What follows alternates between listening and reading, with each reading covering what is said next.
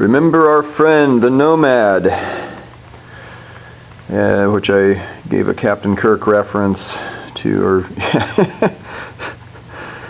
Star Trek beaming him out to deep space. Anyway, this is a different version. Somebody sent me a photograph. Well, Paul Haugen sent me photographs of one he's selling on eBay, and his actually doesn't have this board right here. It's not there. The power supply, this board are there, but not that one. And his, I guess, works. All right, this one we spent a lot of time on this sustainer board, which I'm about to rehang here.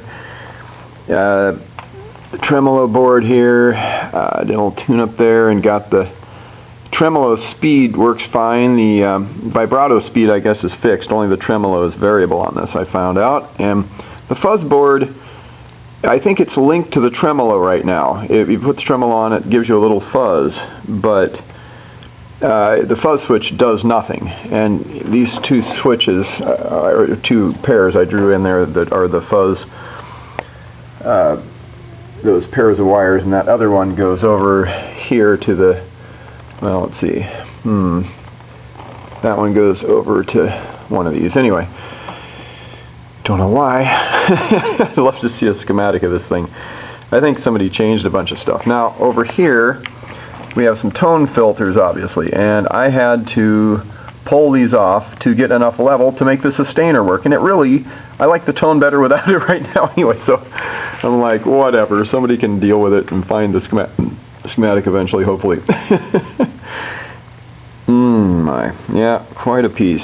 Anyway, it is a pretty cool little organ for what it does, but I thought let's go through how the sustainer circuit works here. Okay, I drew this thing out, and how well you can see it, I don't know. Might have to do this to get it to focus, and okay.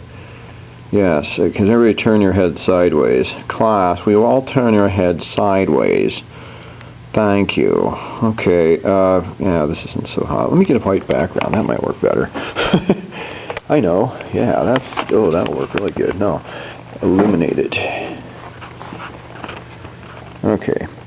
Yeah, let's see. I can see that better. Maybe you can. Over here, you see the input signal. Germanium transistor tied with the emitter to power supply, and the collector has a common point to a diode here, and down here through a resistor and a coupling capacitor to the base of a NPN transistor. Now, when you get sufficient signal here, it turns that transistor on and charge pumps a capacitor as the signal goes on, off, up, down, that is, turning this on, off.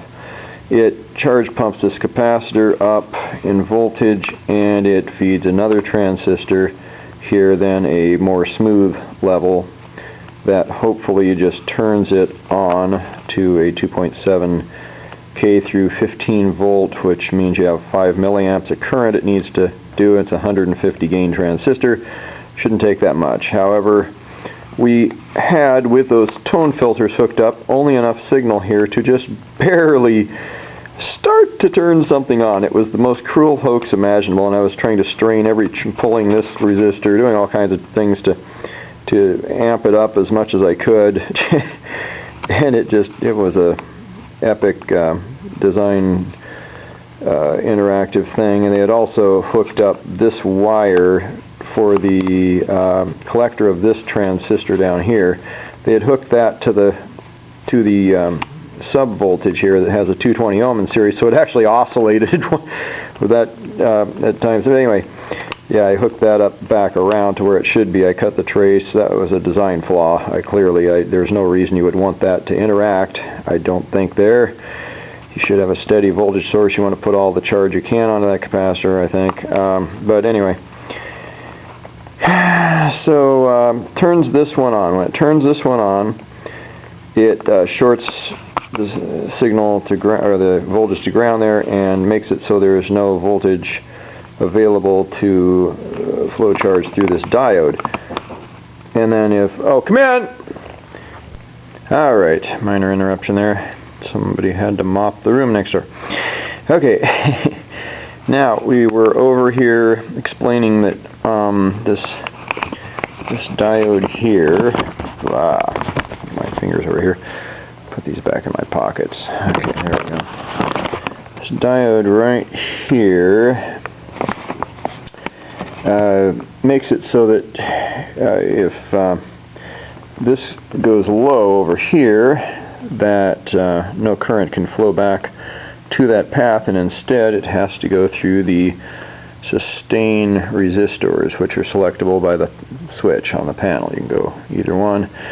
And also you have to be on the sustain setting here to enjoy those. Otherwise you're on the other transistor here, which is normally going to be, since this is high, it's normally going to be turned on. That's going to be low all the time. And if it's low all the time, nothing is going to be coming out. But once you, of course, hit a key, then theoretically this generator will turn that one on, turn that one off, and you'll have high voltage there all the time. The key is held down. So that's your sustain as long as you hold the key selection, and the other one is an envelope, decay envelope. So anyway, well, I haven't explained why yet. Over here, of course, this path goes through a coil to a capacitor that is a timing capacitor. It charges up there 4.7 microfarad. And then you have a resistor isolating the output a bit. The output signal is in this path right here. And as long as this transistor is generating noise, signal and noise, of course, as long as it's generating signal, you have ability, provided your voltage is above the lowest point in the signal here, with plus 0.7 volts for the diode, to have signal on this side. So once that slumps lower there than this lowest point of this, then your signal is clamped off and you no longer have signal. So that's kind of how that circuit works. That's typical of some base sustainer circuits, and hopefully that was useful for something, and maybe the future owner of this will want to see a picture of the schematic I drew in case it gets lost somehow. But anyway, that's that. And let's see, so yeah, we're gonna, I think, just put this thing back together without the fuzz. Everything else seems to have a cool function, and it is a unique organ, and hopefully somebody can find these documentation, figure out how that was supposed to be hooked up, because they got a wire going to nowhere down there, and it just takes too long to find out where things go and stuff. I've already poured so much time into fixing that sustainer. We're just going to call it good without the fuzz feature, except a little on the tremolo, I guess. And yeah, those control, they got two pots they wired in up there too. It's too much hackage to figure out at this point. We are running out of time on the trip, so I've got to move on to other things.